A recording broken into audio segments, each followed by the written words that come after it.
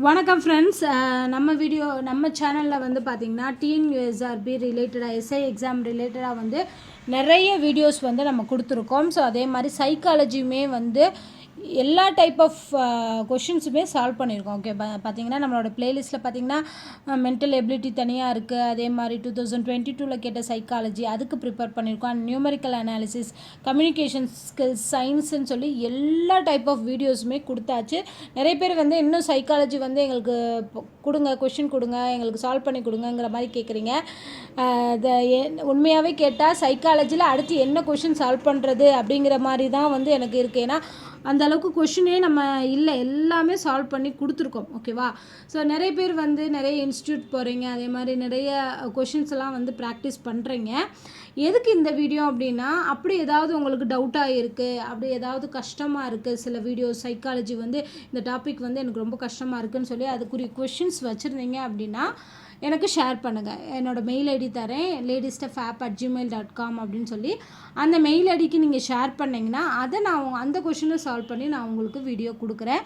Because எனக்கு வந்து எந்த இதுலேருந்து கொஷின் எடுக்கிறது அப்படிங்கிறதே தெரியல. அந்த அளவுக்கு வந்து நம்ம எல்லா டைப் ஆஃப் சைக்காலஜியுமே வந்து கொடுத்துருக்கோம், நம்ம சேனல்லே கொடுத்துருக்கோம்.